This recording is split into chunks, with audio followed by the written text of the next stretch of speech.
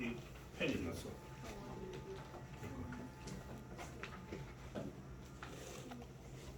자, 시작해. 자, 기말고사 주제 중에 하나 더 빠진 거. 자, 교과서 268쪽 임용고사 문제를 페이지 268. 자, 교수 학습 모형 중에서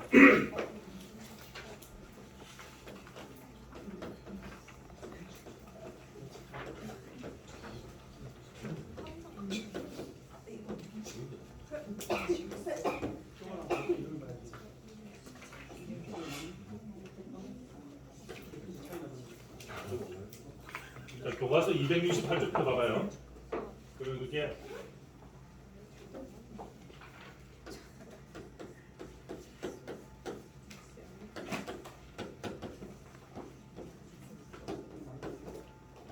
자, 이게 협동학습이라는 거예요. 협동학습. 왜 이걸 여러분 해야 되냐면 교생 실습 나가면 여러분들이 대표 수업을 하면 이런 수업을 가지고 주로 하더란 말이에요. 그래서 알아둬요.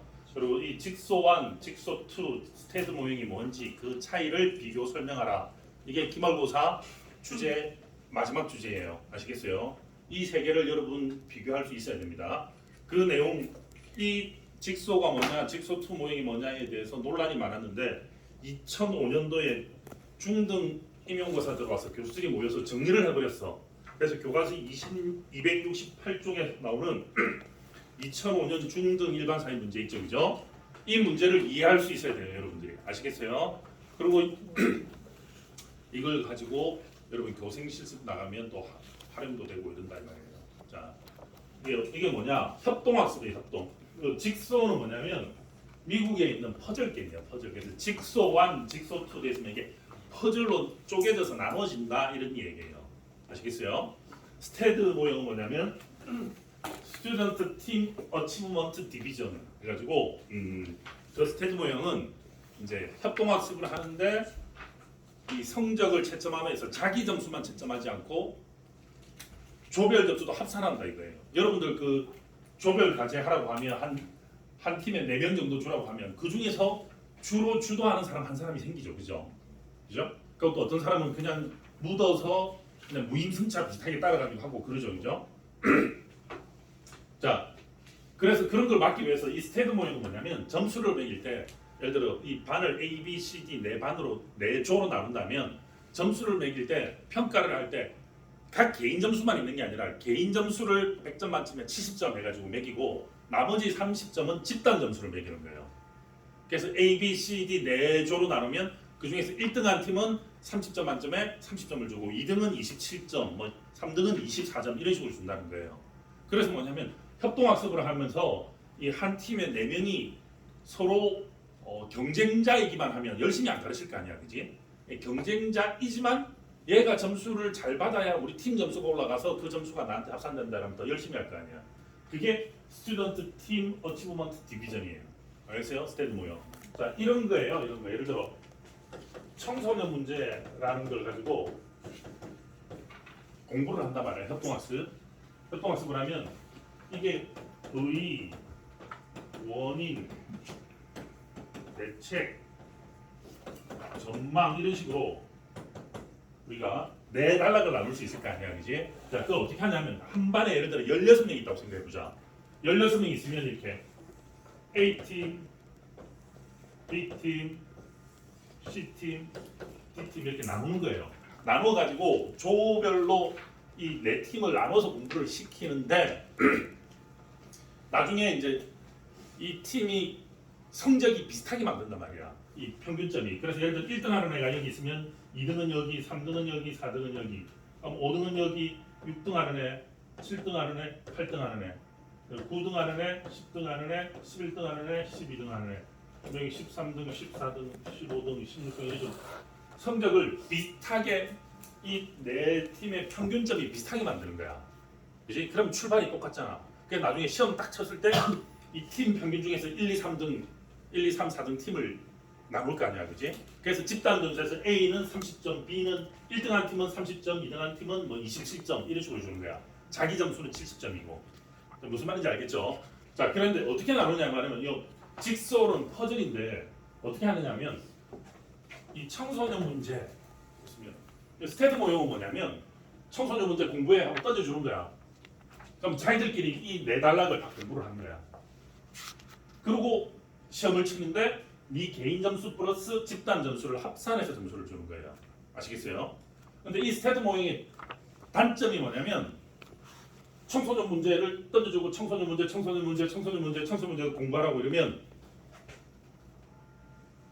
이 가르침에 있어서 자기 이 네 명이 자기한테 경쟁자이기 때문에 서로 100% 도와주진 않을 거 아니야. 그런 문제가 생긴다는 거예요.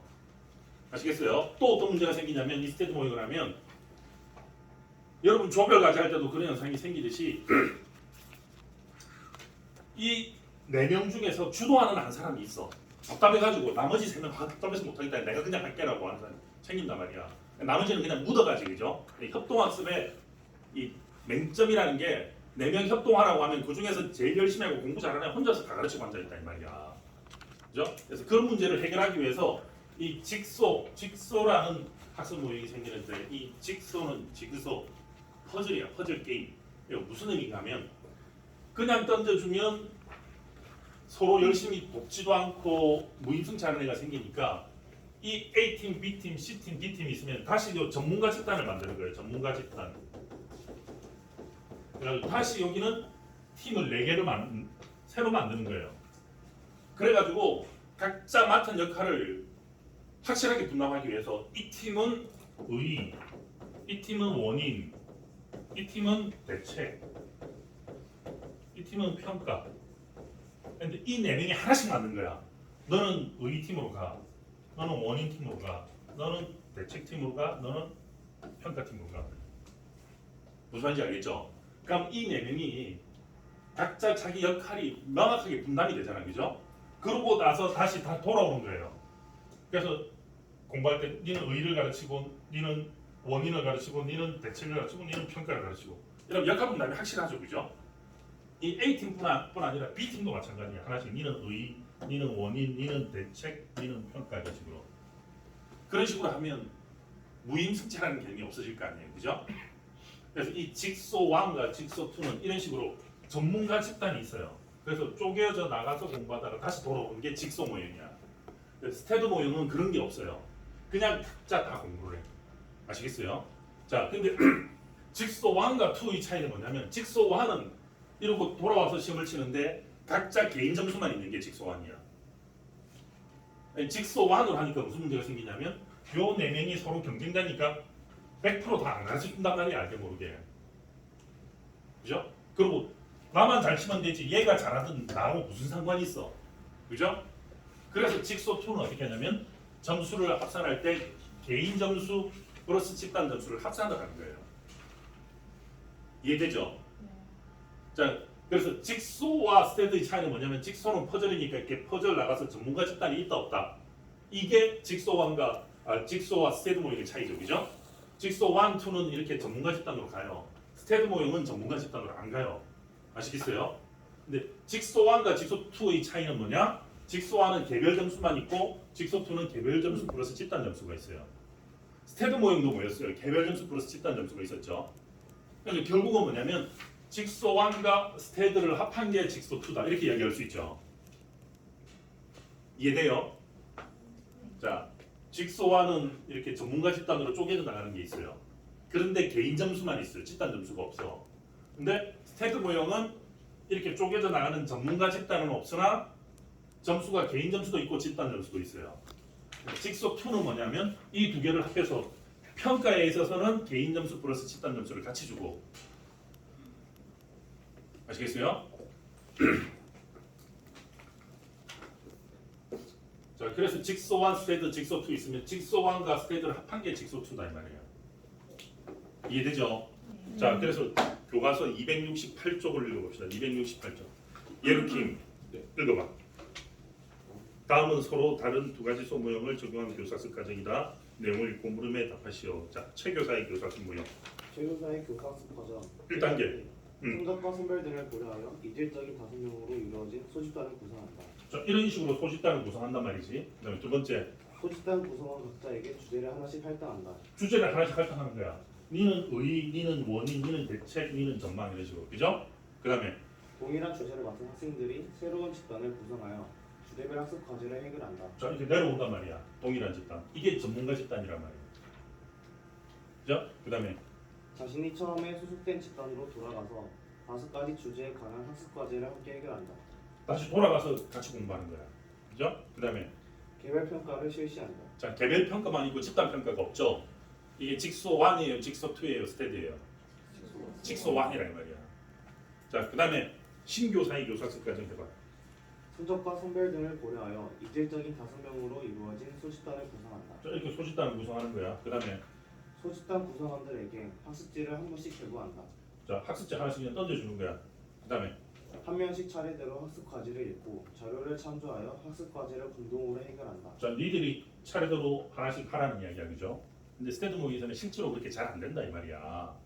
자, 개성력. 그다음에 소집단 학습 후 퀴즈 문제를 통해 개별적으로 형성 평가를 실시한다. 그다음에 개인별 향상 점수를 집단별로 산정하여 결과에 따라 보상한다. 그죠? 집단 점수도 있는 거죠. 그러니까 그전 평균 점수에서 얼마나 올랐느냐를 본다는 거야. 그럼 이거는 무슨 모형? 스테드 모형이란 말이야. 스튜던트 팁 어치브먼트 디비전. 아시겠어요? 이 두 개를 합하면 뭐? 직소 2란 말이야. 그래서 자, 직소 1과 2의 차이는 뭐예요? 그렇죠. 직소 1은 개별 평가만 있으나 직소 2는 집단 평가도 있다는 거죠. 그죠? 스테드 모형하고 직소 모형하고 차이는 이런 전문가 집단이 존재하냐 안 하냐 이 말이에요. 그래서 여러분 교생실 쓴다 하면 이렇게 이 수업 방법은 뭔가요? 이러면 이렇게 교수 학습 지도안 있죠, 그죠? 오른쪽에 보면 뭐 스테드 모형이다, 직소완 모형이다 이런 식으로 쓰면서 만든다 이 말이에요. 아시겠어요? 자, 그래서 기말고사 주제 중에 하나인 직소완, 직소2 스테드 모형을 비교 설명하라. 이런 교과서 268페이지에 2005년도 중등 일반 사회 문제입니다. 아시겠어요? 자, 이게 기말고사 주제 하나 더예요, 그죠? 자, 촬영 끝.